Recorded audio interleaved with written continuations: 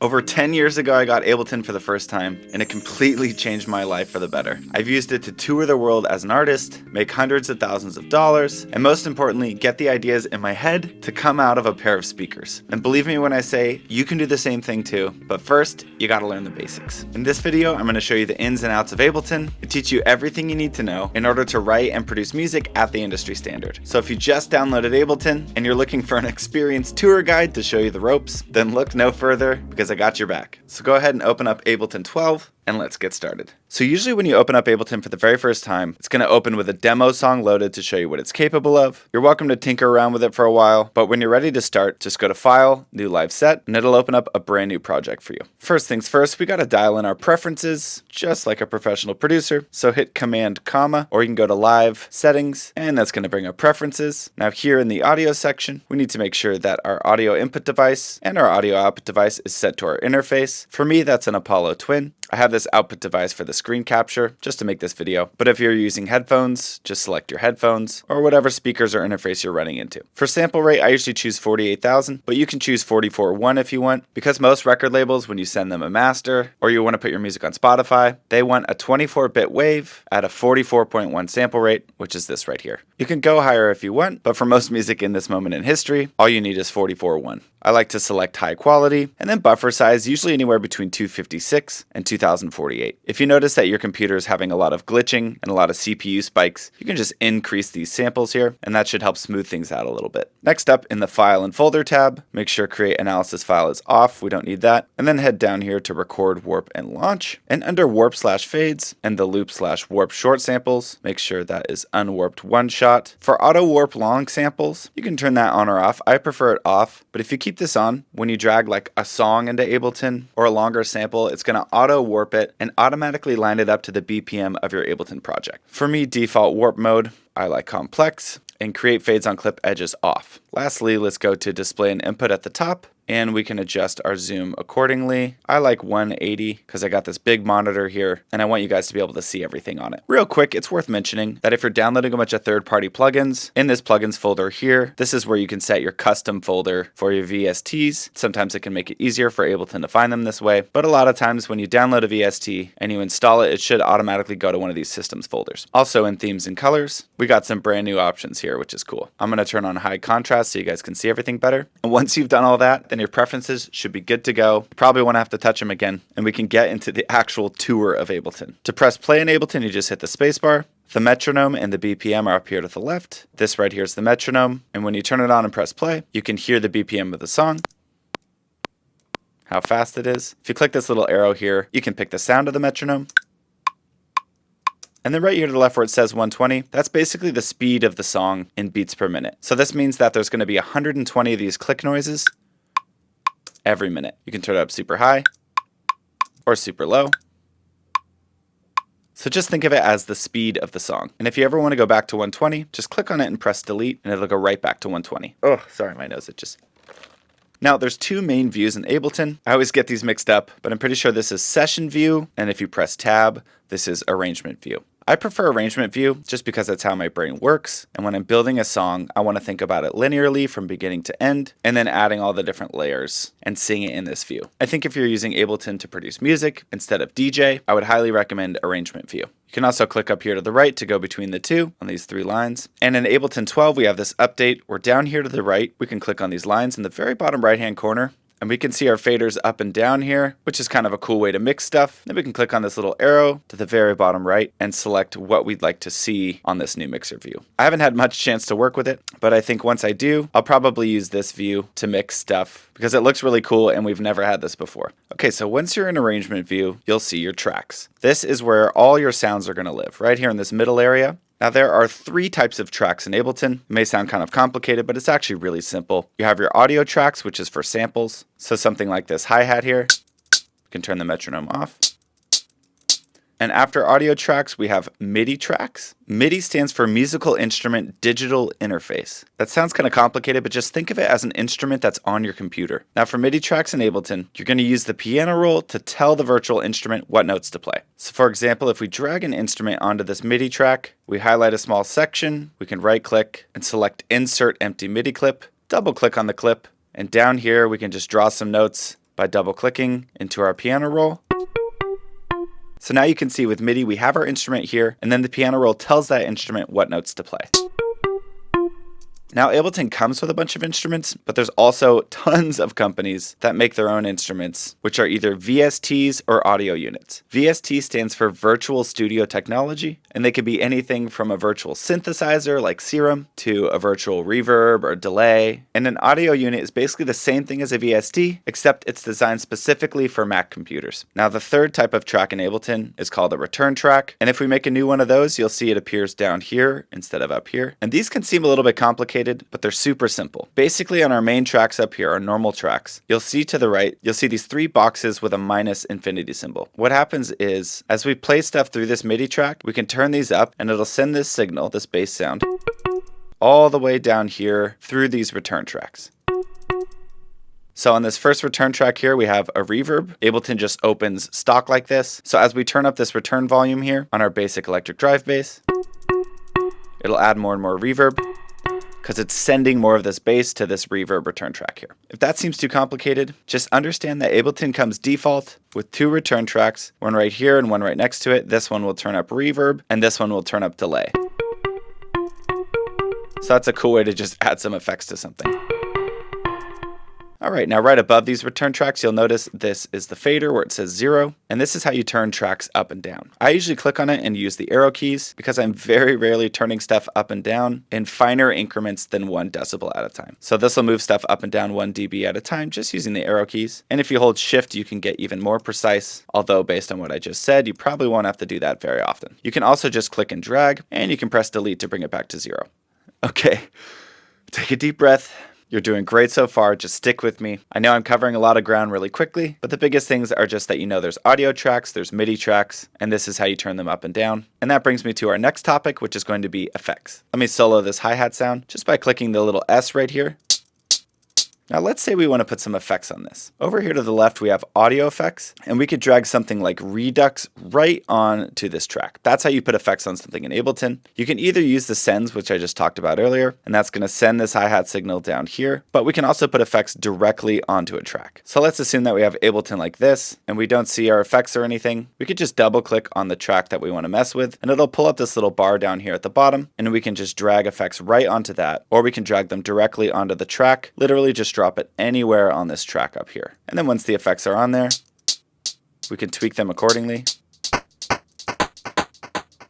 and just mess with sounds to our heart's content. Also, if you have a track selected, like this hi-hat track, you can just double click on any of these effects and they will appear right on that track. That's another easy way to get the effects right on the track. So if we want the original hi-hat sound with reverb on top of it, we use the returns. That'll keep the regular hi-hat in there, but if we want to bury it, we can just drag the effect right onto the track.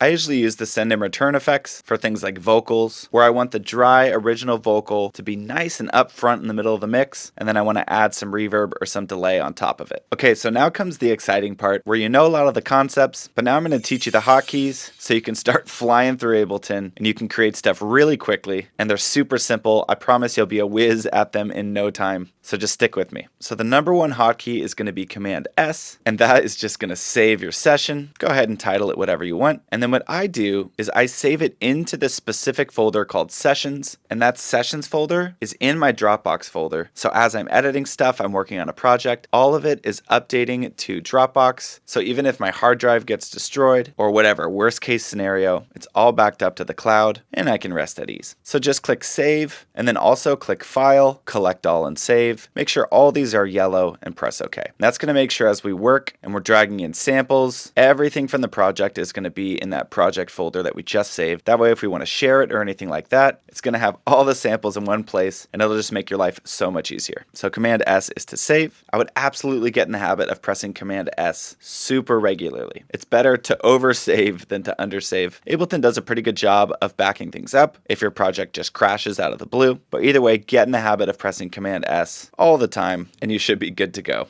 All right, so let's get into the main hotkeys that I use. Command T is to make a new audio track, and Command Shift T is to make a new MIDI track. Audio tracks are for samples, MIDI tracks are for virtual instruments. And to make a new MIDI clip, you can highlight an area and press Command Shift M, and you can double click on that clip and draw in your notes on your piano roll just by double clicking, just like I showed you before. You can highlight a note and press Command D to duplicate it. You can also press Command C to copy it, and then click anywhere and press Command V to paste it. And you can highlight multiple notes, hold Shift and use the left and right arrow keys to make them longer or shorter, all at the same time. And this copy and pasting method works great for samples as well. So I can just click on this sample right here, press Command C, click anywhere on the grid and press Command V, and that's going to paste it just like this. Super easy. And you can click on a sample and press Command D to duplicate it. And let's say that we have 4 hi-hats here, and we want these all to be one clip instead of 4 separate clips. We can just highlight that whole section and press Command J, and that's going to consolidate it. Now it's just one clip. And let's say we want to slice these up again. All we have to do is click where we want to slice and press Command E, just like that. Now it's all sliced up again. Command Z is to undo. Command Shift Z is to redo. You are probably going to use these ones a lot,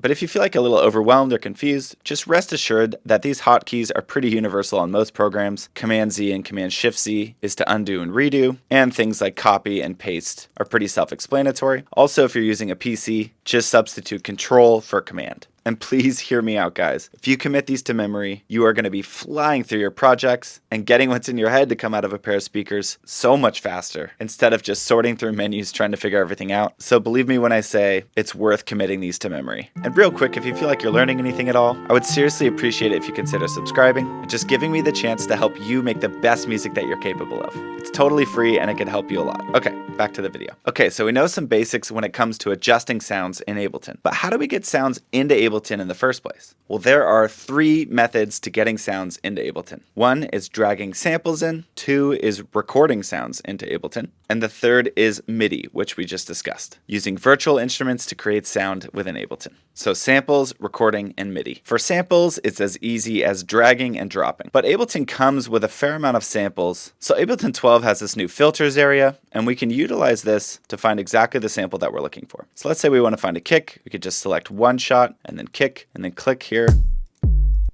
find the sample that we want, and drag it right onto a new track. Let me go ahead and get rid of everything else. To zoom in and out on the Ableton timeline, just hover your mouse right here in this gray area till the magnifying glass comes up, and then click and drag up or down. Super easy. Also, quick pro tip, when you do drag a sample in, you can shorten it by dragging the top edges of the clip, and you can also fade it in or out by dragging these little squares, just like this. You can even fade one clip into another if they're long enough. I'm going to go ahead and turn the metronome on, and I'm going to go ahead and make a quick little pattern. I'm going to highlight these samples and press Command D to duplicate them. And I can press Command T and make a new track. And instead of kick now, we can switch this to snare. Drag a little something in and duplicate it. All I'm doing is just programming a drum pattern, making sure everything's on the grid, and I'm making it 2 bars long. A bar is just 4 counts, like 1, 2, 3, 4. That's 1 bar. And so this drum pattern is 2 bars long. If we want, we can highlight the 2 bars, press Command L, and that will loop everything. I want these to happen twice as often, so I can just press Command C and Command V, copying and pasting, or I can literally click on the sample, hold Option, and drag. It's another way of doing it. And also what you can do is you don't have to make a brand new track for every single sample. You can just drag and drop it into this area right here where there's no tracks, and it'll create a brand new track for you. You can also contract and expand tracks just by clicking and dragging. So this hi-hat track right here, we can go to the bottom here and click and drag up, and it'll make it smaller, or we can make it bigger. And brand new in Ableton 12, we have this H and W, and the H will make all the tracks the same height, which is really nice, and the width will widen things really nicely. To be honest, I've never used these before, because before we had to do everything manually by highlighting it all, moving stuff up and down. But I can tell I'm going to be using this a lot. It makes it so much easier to keep your tracks visually organized. Okay, so that's dragging samples in. You can either press Command T and make a new track, drag a sample onto that track, or you can just drag it down below your last track and it'll make a new track for it. The second method is MIDI, and to do that we just press Command Shift T, we make a new MIDI track, we go here to the left where it says Instruments, we can select any of these instruments. If you're not hearing these samples, just click this little headphone icon. And then we could just drag our instrument right onto our MIDI track. We can also do what we did with samples and just drag it below our last track, and it'll make a brand new MIDI track as well. To make the new MIDI clip, we just highlight where we want it to be, and we press Command Shift M. Now I can just draw on a chord progression.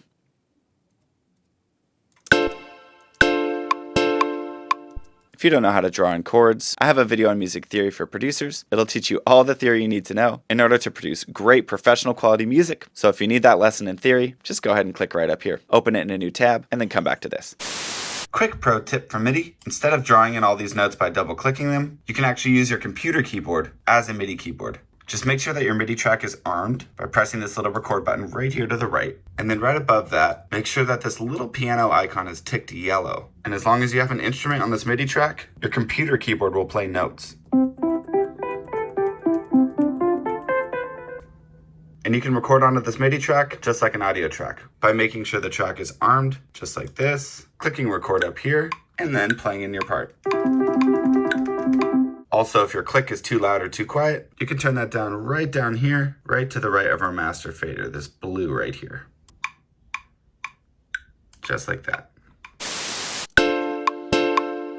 All right, so I want my chord progression to be longer. So what I can do is highlight how long I want it to be and press Command J, and that's just gonna consolidate this whole area into one MIDI clip. I can also click and drag on this triangle to expand our loop. And I'm gonna finish drawing in our chords.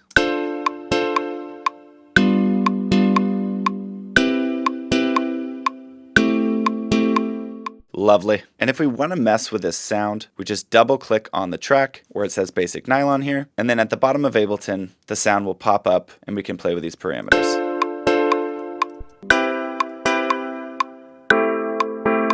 And some instruments in Ableton have the ability to click on this little circle right here, the second black circle to the lower left. And we have all these other parameters that we can mess with.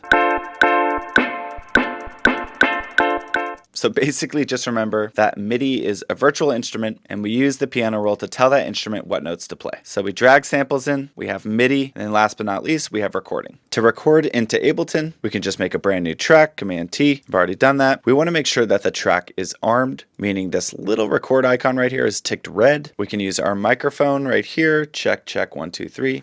We can see our levels going into Ableton. We want to make sure that we're not peaking and getting super loud like this. We can see it's going into the red. And we want to make sure it's not super quiet like this, because otherwise when we turn it up, it's going to turn up all the room noise and everything around it. So we get a good recording volume going. And then we click record up here in the top of Ableton, and we can record right into it. Check 1, 2, check 1, 2, let's go. And it's as simple as that. Here in the top of Ableton.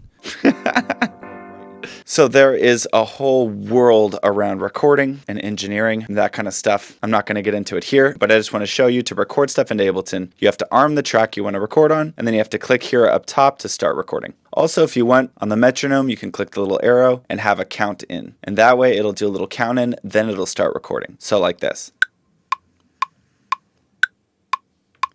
Notice how it did a 1-bar count, 4 clicks, and then it started recording. That can be super helpful for people, especially if you're recording yourself and you need a little moment between pressing record and then starting to sing or play your instrument. Now, Ableton has a monitoring feature where you can click auto and then you can hear yourself. Check. The problem with this is that there is latency, meaning I say something into the mic and then it gets processed through Ableton and then it comes through my headphones or the speakers a little bit later than when I'm saying it. And that can be kind of distracting because you hear your voice or whatever you're recording twice. For me, I use an Apollo Twin, and that has monitoring built into it. That way I don't have to use Ableton's monitoring. But if you're getting a lot of latency and you have to rely on Ableton's monitoring, then you want to use the lowest buffer size possible. So that would be 32 samples, but that is really, really low, and you'll probably get some CPU spikes. So it's kind of a tricky process. But another easy way to hear yourself while you're singing or recording is just literally take one of your headphones off so you can hear it directly. I've had to do this for years before I got an Apollo Twin, and it worked just fine. Okay, so now you know the Ableton basics. You know how to create new tracks, drag in some samples, play some notes on the piano roll, and record yourself into Ableton. But what happens when we put it all together? Let me just quickly put together a little beat. I'm gonna make a quick little house song here. I'm just gonna make a loop, and I'm just gonna work real quickly just by dragging samples in and arranging them like this. Pressing Command D to duplicate. Just building out a little drum loop here and just mixing as we go. Now we can find an instrument that we like. Quick little pro tip, if you're not hearing your piano notes, just click this little headphone icon.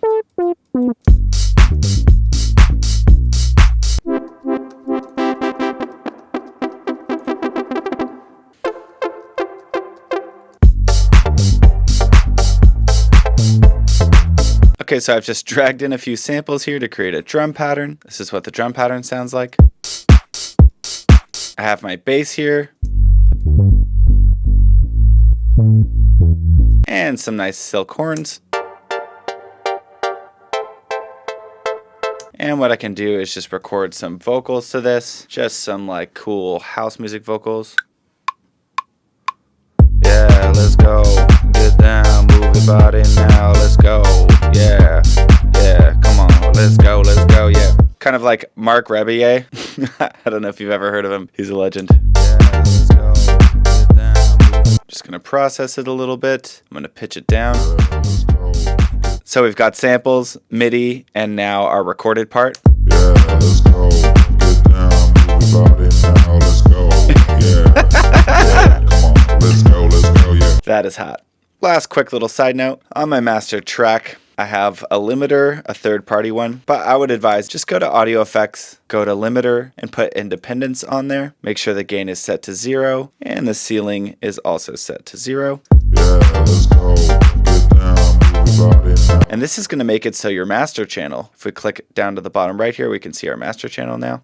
Yeah, let's go. Right here where it says main. Yeah, let's go. We don't want that going above 0 because when it does, audio quality starts to degrade. So that's why we put a limiter on the master. And another thing we can do is, let's say we get a template built with this limiter on the master. Maybe you don't have any of these tracks. You just have like an audio track and a MIDI track below that. You can press File and Save Live Set as Default Set. And what this does is every time you open a brand new project, it's going to open with these settings, with that limiter on the master, and these tracks open and everything. Yeah, let's go. Get down, move your body now. Let's go. So that'll save you a little time if you get your template dialed, and then it'll just open with those settings automatically. Okay, this has been really extensive. I know, quite the deep dive, and there is so much more to Ableton than what I showed you, but this is all the stuff you need to know in order to create your own music at the industry standard, meaning it sounds professional and all that stuff. So now you know how to work Ableton, but if you want to learn how to actually produce music, I have other tutorials on that, so you can just check those out on my channel. Or if you're ready to go for a full-on deep dive, I have a paid program called Complete Producer Pro. And with that, I'm able to give you feedback on your work. There's a private community. There's a ton of lessons on there that go way more in depth than my stuff on YouTube. So if that sounds interesting to you, I'll put part of the course in the description for free, and you can just check it out right down there. Okay, I hope this video was truly helpful for you. Ableton is not that intimidating. It just takes a little getting used to. If you have any comments or questions, feel free to comment down below. I try to read all the comments and respond when I can. But more than anything, remember to stop making excuses and start making music. Cheers.